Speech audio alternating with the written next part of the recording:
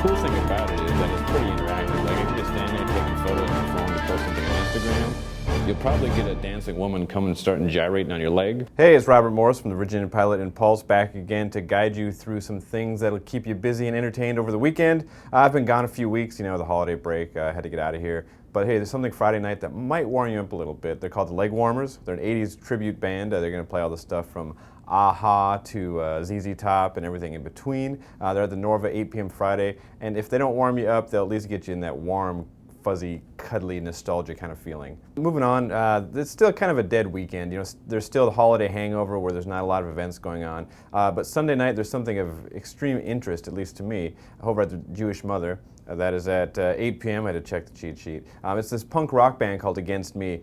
Punk is kind of loosely used here, but they're very interesting because in 2012, their lead singer, Tom Gable, who's gravelly voiced and very manly, decided to explain to the world that he's actually transgender and in the process of becoming a woman. So suddenly Against Me became one of the more interesting rock acts in probably all of the world. They'll be playing again Sunday night at the Jewish Mother, and you'll hear some good music, but also you get that voyeuristic action and just trying to see how he's progressing and his change into a woman. Looking ahead into the next week, a lot of the stuff's going to be into the next week, again, holiday hangover. Journalistic hero, legend Bob Woodward will be part of the Norfolk Forum series, speaking to anyone who shows up.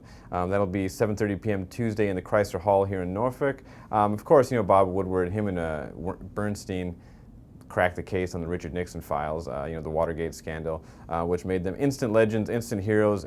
Anyways, so if you're into that kind of stuff, go see him. He's probably one of those guys that everyone should see once in their lives, even if they don't even know who he is.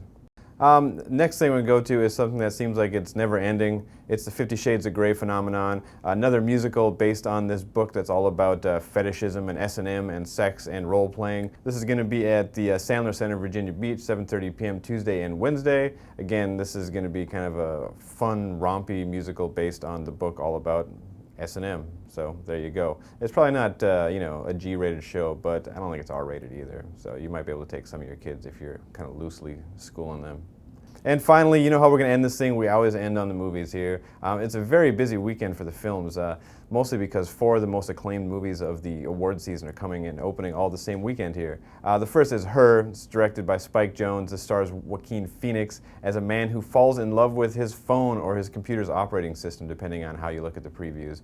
The voice of his computer is voiced by Scarlett Johansson, and this guy just goes nuts for her. Our critic, Mal Vincent, said, "The film's concept is actually better than the film itself," but he still said it was pretty good, and you might want to go see it. Joining that in the ranks of opening this weekend is August Osage County. This is a film based on the popular play about a group of women, or a family of women, who don't really get along, but they come together after their father is missing in Oklahoma. Meryl Streep and Julia Roberts star in this, and they do get into fisticuffs or wrestling or whatever you want to call it. Mel Vincent said this is an excellent movie, one of the best of 2013. He gave it 3.5 stars, and he said Julia Roberts is probably in line for an Oscar nomination for it, and maybe Meryl Streep as well. Also opening, we've got Lone Survivor. This is a film that's getting a lot of acclaim. It also has some local connections. It's about a Navy SEALs team that in 2005 was in Afghanistan to take down one of the Taliban leaders. They had some troubles, and the name kind of implies what's going to happen to these guys. Mel Vincent said it is one of the best military films he's ever seen. He actually opens his review of the movie, which is in the Virginia-Pilot this weekend, by saying that every politician should see this movie. He thinks it's that important. He thinks it is astoundingly jaw-dropping, I guess. There you go. And the last one that's opening this weekend with some big critical buzz is Inside Llewyn Davis. This is the latest by the Coen brothers. These are the guys who gave us Fargo and Oh Brother, Where Art Thou? This is about a folk singer in the 1960s New York scene who isn't really good, and he's kind of a jerk. And the movie just follows him around and see what he does for a week. He carries a cat around, he gets a girl pregnant, this and that and all that. Mal Vincent said the film's pretty good.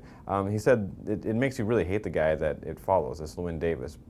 So there you have it, another dose of what to do this weekend. If you don't like anything that I talked about, you can go to hamptonroads.com and find something else that might trip your trigger, or you can pick up the latest issue of Pulse and find a host of activities there. Talk to you later.